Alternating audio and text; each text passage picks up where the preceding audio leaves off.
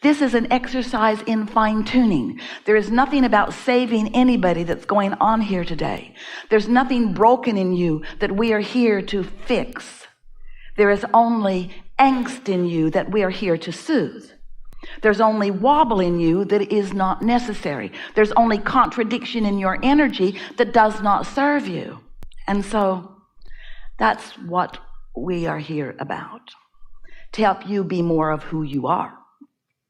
And that is an exercise in continuing attention, because who you are is a continuing and fast-moving, evolving being. And keeping up with what life is causing you to become is really what you are all about. You live in the fastest moving energy that has ever been, in the most contrast that has ever existed. And those two things go exactly together. The reason that your evolution is so fast, that your expansion is so fast, and therefore your possible joyous experience is so certain, is because of the diversity that gives you pause to focus. And as you do it with so many others, and collectively you are creating so much that you are really wanting to move into. You've created through your attention, and therefore through your emission of vibration, a vibrational reality that is the premise of all things to come, that future generations will come into already knowing and experiencing. It's just you who are here with the old world, and from your basis in the old world you are creating the new world. It's only you that have one foot in the old world and one foot in the new world who are having any struggle. New ones being born in don't have any struggle. They're born in to the vibration of what is. Now it's interesting, they come in through their mother's womb splat. Here they are in physical experience, dominantly non-physical energy. And then, oddly from our perspective, you who've been here before, take these fresh little new ones who are pure positive energy, who are the vibrational equivalency of your vibrational reality, that vibrational reality that we call the vortex. We want you to accept its realness. They are born in understanding all of that, but humans so often think it's important to give them really clear understanding of how things are in terms of already manifested, or more important, you think, how things have been that caused things to be how they are. Well, we agree with you partly, because how things have been and what you've lived and what you've launched vibrationally is why things are in this vibrational reality. But those new ones already feel that, and they are moving steadily toward their manifestation of this new reality. But you're not so much. You don't move steadily toward your new reality because you are so enamored with the reality you've got. Except you complain about it all the time. So the reality that you've got keeps you from moving to the reality that you want. And that really is what we will be talking about here today. How can you release yourself from the habit of thought? That's what a belief is. A belief is a thought you continue to think. A belief or an expectation. Esther got on the airplane in San Antonio really early yesterday morning and changed planes in Los Angeles at LAX airport. And everything was wonderful. They all got on the second plane and sat there for a while. And then there was an announcement, everybody get off because the plane is not going to fly because there is weather in San Francisco, which Esther and her iPhone knew was not true.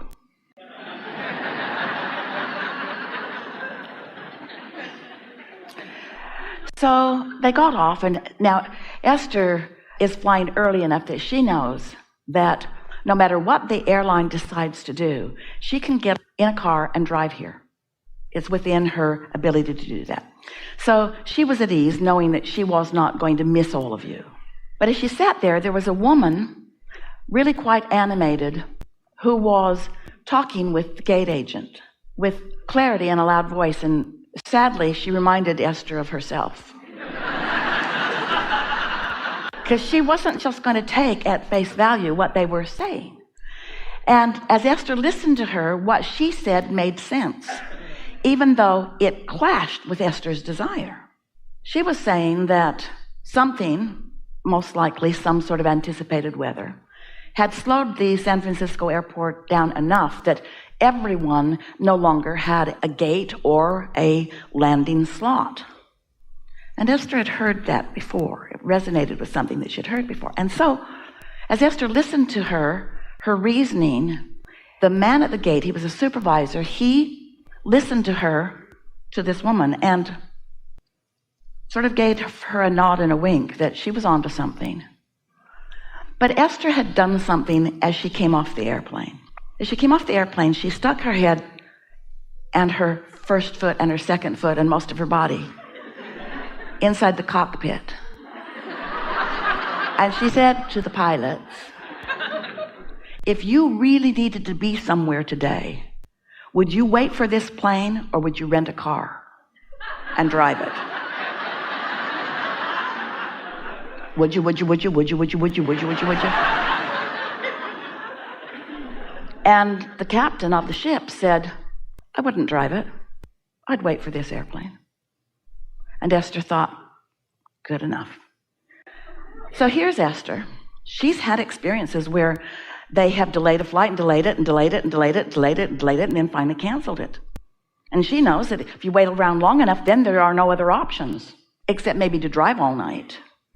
So she has this current experience with all kinds of options about the way she thinks and feels, and wanting to vibe out some truth. From where? Where do you get your truth? So now she's standing at the ticket counter, and there's another woman asking the agent there, can I fly into Oakland? And that woman said, all flights to Oakland are full. And as Esther was watching her face, she knew that wasn't true. Something about the way the woman was pretending to look at the screen. And so that woman went off. She had her carry-on. She went off to Alaska Airlines. And Esther thought, well, that's that, but I believe in my captain, and I'm just going to sit here. Now, this woman who was animated, she's still going on and on and on and on and on about how this plane's not going to fly. She's seen it so many times. And so Esther decided to put in place a plan B. So she arranged for a limo driver to pick her up at baggage claim 3 hours from now, because she figured in 3 hours she could get her bag off that airplane if she needed to. And so now she is sitting there relaxed and in some sense of relief, knowing that she was going to get what she wanted, even though she could feel that she was banging it out in an unnecessary way. So here she is. You've been there too. Her now vibration is clouded by all of the flights that have ever been canceled, all of the lies that she thinks she's ever been told, all of the trauma that she's ever lived around this subject, and current faith in a man that she believed was telling her what he believed to be true, although she doesn't know how much he actually knew. Have you ever lived that kind of confusion? What should I do? What should I do? What's the right thing for me to do? Do I just sit here and let the universe have its way with me? How much do you trust the universe? How much do you trust that the universe has your back? How much do you know that things are always working out for you? How much do you know that there is always a way, that there's always a plan? How much do you know that you don't need to be the one that figures it out? And when you try to be the one that figures it out, while it does exercise your reasoning ability, often the more you exercise your reasoning ability under the guise of creating your own reality, the more you introduce unnecessary resistance into the equation. You hearing us? So Esther sat there, and now she's feeling amused because this has been Mr. Toad's wild ride. She's been all over the place, mostly feeling confident that she's all right no matter what, but she went here and here and here and here and here and here and here and here and here because she allowed influences of current reality and a woman who had had a lot of experience. 45 years she's been flying, she and her husband. She knows about all of these kinds of things. And she got the gate agent to give her a wink and a nod on the dire thing that she had extrapolated from her past experience. And so as Esther is sitting there and listening to all of this, she became very amused with herself. And she thought, wouldn't it be just a really funny thing if that time that they put up there was the time that we all just got on and flew off to San Francisco, which it was. It was a slight delay. It was a 3-hour delay, but it wasn't a canceled flight. And as Esther is settling into her seat, she is saying to herself, what has this life experience brought to me? What do I now know in a clearer way? What do I now know? What do I know more clearly than ever before? Things are always working out for me. There is always a path, and nothing serious is going on here. And what else? I introduced unnecessary resistance into my equation. Was it terrible? No. Was it an exercise? Yes. Was it sort of fun? Truly. Was it interesting? It's fascinating. Was it adventurous? Yes, it was. Do I feel more alive? I do. Did I make friends? Yes. Is there something I would have rather been doing with that time? No. Is it what living life is? Yes. Sitting in your environment, assessing what's going on, digesting it, just like eating a yummy vibrational meal. There isn't anything serious going on, no matter what it seems like. Esther was thinking, well, the stakes feel higher to me because I'm not just going to buy art.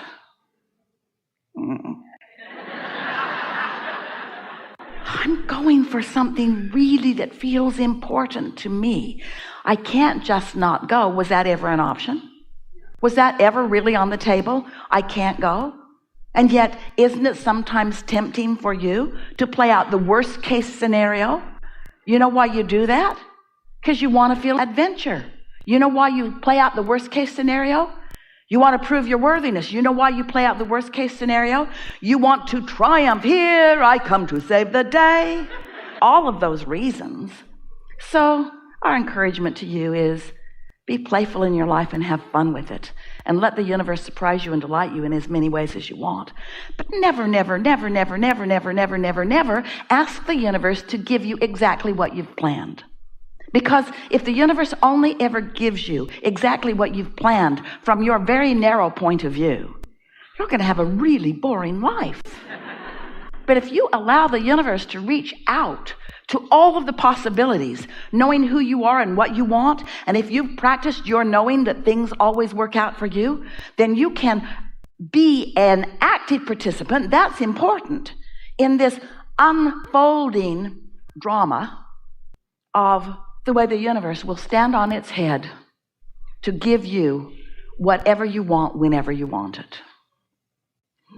Welcome to planet Earth. Welcome to vast contrast and diversity. Welcome to infinite choices and possibilities. Welcome to the enlivenment of you. Welcome to the adventure of being out here on the leading edge, right where you wanted to be. And never, ever ask for the mundane, expected, everything on schedule, always just the way you wrote it in your book, because that will bore you to death.